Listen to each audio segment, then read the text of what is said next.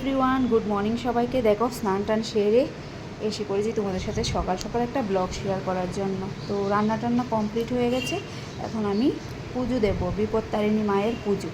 তো দেখো আমি সব আয়োজন এক জায়গায় নিয়ে নিয়েছি, দেখাচ্ছি দাঁড়াও তোমাদেরকে।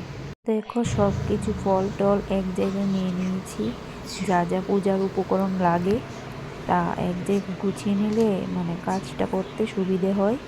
তো আমার ভাসুরের মেয়ে এসে পড়েছে, ও আমার সঙ্গে পুজোর কাজ করছে। আমি একদিকে আসন টাসন গুছিয়ে নিচ্ছি, ওইদিকে ফল টলগুলি কাটছে। আর দেখো আমাদের পুজোর পুরা সাজানো গুছানো হয়ে গেছে। তো কেমন হলো কমেন্টে জানিও। তোমরাও কি বাড়িতে বিপত্তারিণী পুজো করো, এটাও কমেন্টে জানিও। আর গোছ গাছ সেরে আমি আসনের পুজোটাও দেবো, তো ওই দিকেও আমি ঠাকুরকে প্রসাদ টসাদ দিয়ে এখানেও গোছ গাছ করে নিয়েছি। তো এখন আমি ঘরে চলে যাব, আর একটা রুমে গিয়ে আমি সব কিছু আমরা গুছিয়ে নিয়েছি। এখন আমি শাড়িটা পরে পাঁচালিটা পরে নেব, তো স্কিপ করো না, ব্লগটা দেখো। ফাইনালি দেখো আমি শাড়ি টাড়ি পরে রেডি হয়ে গেছি।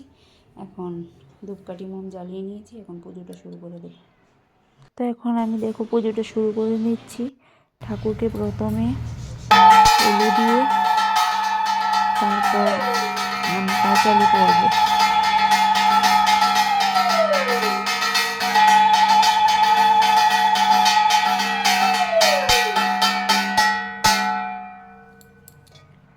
তো এখন আমি দেখো পাঁচালি পড়া স্টার্ট করে দিয়েছি, আর আমার মেয়ে ক্যামেরা করে দিচ্ছে।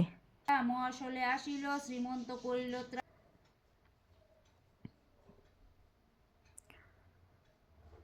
তো পাঁচালিটা পড়তে তো অনেকটাই সময় লাগে, তো আস্তে আস্তে পাঁচালিটা পড়ছিলাম।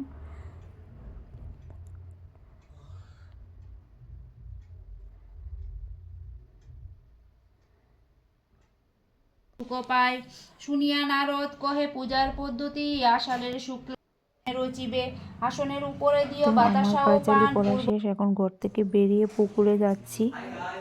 আর ওই সাইড থেকে আমার বাসুরের মেয়ে ক্যামেরা করে দিচ্ছে। দেখো আমরা পুকুরে এসে পড়েছি, এবার পান তেল বিসর্জন দিয়ে দিচ্ছি পুকুরে। দেখো তেলটা কি সুন্দরভাবে কাঠাম নিয়ে ছড়েছে, আর ওরা উপর থেকে ক্যামেরা করছে। তো পুরোটা পুকুর জুড়ে দেখো কাঠামটা কি সুন্দর হয়েছে। আমরা চলে যাচ্ছি দেখো।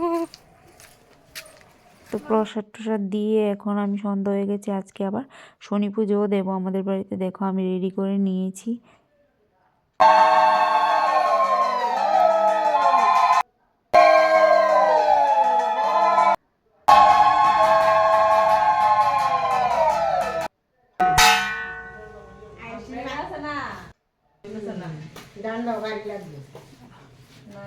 তো শনি পূজা দেওয়া হয়ে গেছে, এখন সবাইকে প্রসাদ দিচ্ছি আমি।